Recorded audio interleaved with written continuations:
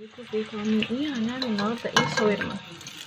شاورما كده. وانا هعملها بعيش سوري كده عندي. طبعا جبت بصلايه، جبت معلقه سمنه، هشوح البصلايه كويس جدا لغايه ما لونها يبقى ذهبي معايا.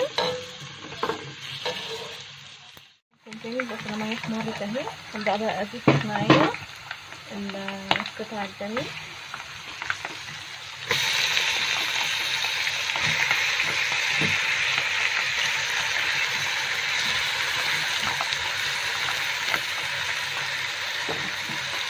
طبعا القطع الجميل دي انا بنات اسم الجميل متبلاه، حطها عندي في الثلاجه.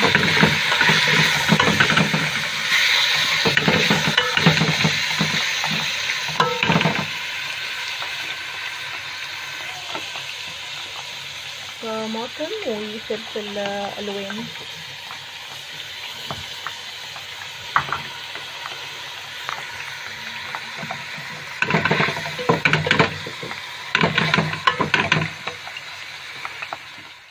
طبعا هقلب كويس جدا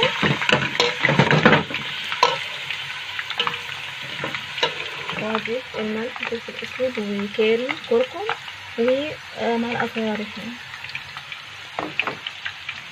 هقلب شويه كده، هقلب كله مع بعض. رجعنا لكم تاني. طبعا ده انا جايبه عيش سوري هنا عندي. طبعا هحط الشاورما اللي انا عملتها قدامكم كده بالطريقه دي،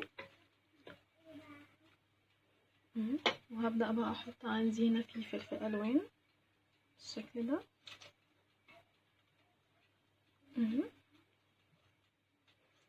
وهحط برضو كابوتشا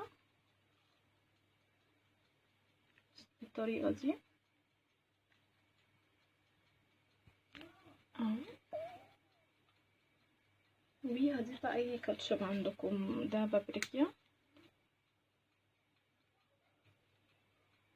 اي بقى مايونيز، كاتشب، اي اضافات من عندكم. هبدأ بقى الفه.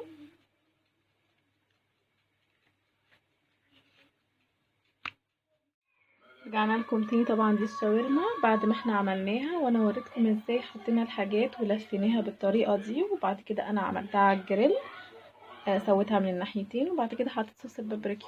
ودي الشاورما الجميله اللي انا عملتها النهارده. يا رب تكون عجبتكم، وريحتها بقى ايه ما اقولكوش، هايله. جربوها وامشوا على المقادير والوصفه، تعملوها في البيت هتبقى حلوه جدا. ودي كانت حلقتي النهارده من مطبخ شيري. لايك بقى وشير. باي باي.